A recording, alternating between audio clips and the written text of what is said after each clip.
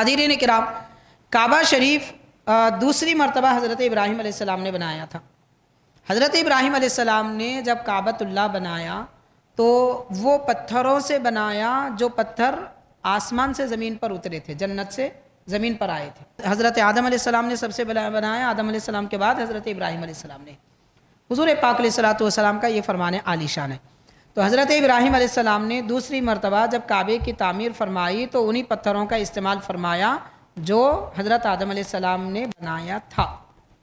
وہ پتھر وہیں تھے تو ان پتھروں سے دوبارہ تعمیر فرمائی، اور کعبے کی تعمیر کے لیے حضرت ابراہیم علیہ السلام نے جس پتھر کا استعمال فرمایا اس کو مقام ابراہیم کہتے ہیں۔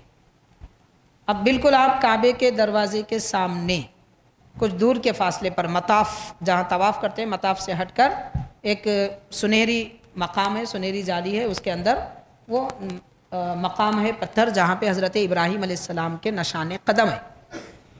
حضرت عمر رضی اللہ تعالی عنہ نے جب یہ نشان قدم دیکھے، حدیث پاک میں آتا ہے کہ عرض کیا کہ حضور یہ نشان قدم تو آپ کے جیسے ہیں،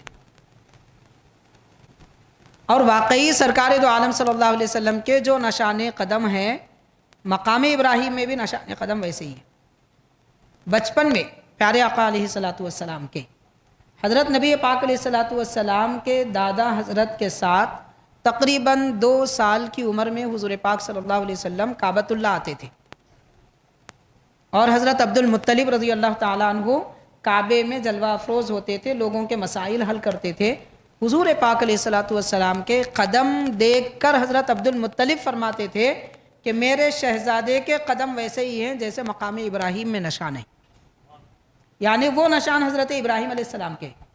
تو ہمارے آقا علیہ السلام حضرت ابراہیم علیہ السلام کے اولاد میں سے، اولاد امجاد میں سے ہیں، تو جو قدم کی کیفیت حضرت ابراہیم علیہ السلام کی تھی، پیارے نبی صلی اللہ علیہ وسلم کے قدم بھی ویسے ہی ہیں۔ اور یہ دیکھ کر حضرت عمر رضی اللہ تعالیٰ عنہ نے عرض کیا تھا کہ یا رسول اللہ یہ مقام ابراہیم کیا ہے؟ اس وقت حضور نے فرمایا یہ آسمان سے نازل کیا گیا پتھر ہے۔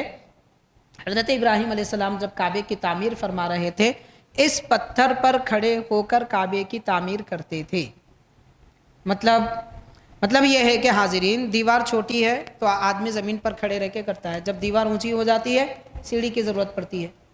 تو حضرت ابراہیم علیہ السلام نے کعبے کی لمبی دیواریں بنانے کے لیے سیڑھی کا استعمال نہیں فرمایا۔ آپ وہ پتھر جس پہ آج آپ کے نشان ہیں وہ کعبے کے قریب لا کر رکھتے تھے، اس پہ کھڑے ہو جاتے تھے۔ نیچے جو پتھر ہے اس کو اٹھا لیتے تو وہ پتھر اوپر آ جاتا، ہواؤں میں معلق ہو جاتا، اور جس جگہ پتھر رکھنا ہے وہ پتھر سامنے آ جاتا، پیچھے آ جاتا۔ آپ جیسا ارادہ کرتے پتھر ویسے پلٹ جاتا۔ تو اس طریقے سے آپ نے اطراف میں پھر کر کعبے کی تعمیر کی، پھر پتھر لینا ہوتا تو آپ ارادہ کرتے پتھر زمین پہ آ جاتا۔ تو آپ اس پہ کھڑے رہ کے کعبے کی تعمیر فرمائے، اس لیے اس پر آپ کے نشان آ گئے۔ اب آپ سوچ رہے ہوں گے کھڑے رہنے سے نشان کیسے آتے؟ حاضرین کرام، حضور پاک علیہ السلام کے قدم مبارک کے نشان بھی پتھر پر بیٹھتے تھے، مگر ریتیلی زمین، مٹی کی زمین ہوتی تو اس پہ آپ کے نشان قدم نہیں رہتے تھے۔ اب ہم اگر زمین پر قدم رکھتے ہیں مٹی پر تو نشان بیٹھتے ہیں، پتھر پہ نشان نہیں بیٹھتے۔ پھر کیوں ایسا ہوا؟ جلال نبوت کی وجہ سے ویسا ہوا۔ مطلب حضور پاک صلی اللہ علیہ وسلم فرماتے ہیں کہ میں جتنا اللہ کے قریب ہوں، نہ کوئی فرشتہ اتنا قریب ہے، نہ کوئی نبی اتنے قریب ہے۔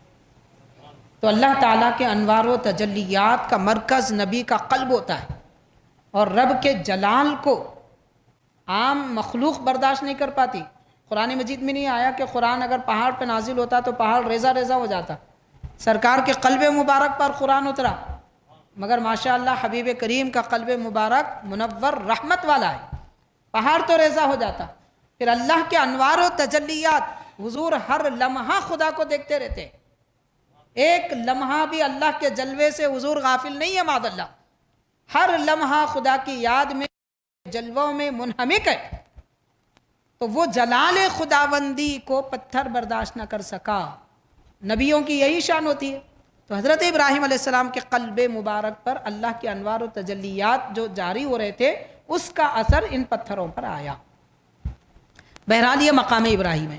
حضرت ابراہیم علیہ السلام نے دیکھ کر عرض کیا کہ حضور کیا ہم اس جگہ نماز نہ پڑھیں؟ مطلب اس جگہ ہم کیا نماز پڑھنے کی جگہ اس کو نہ بنا لیں؟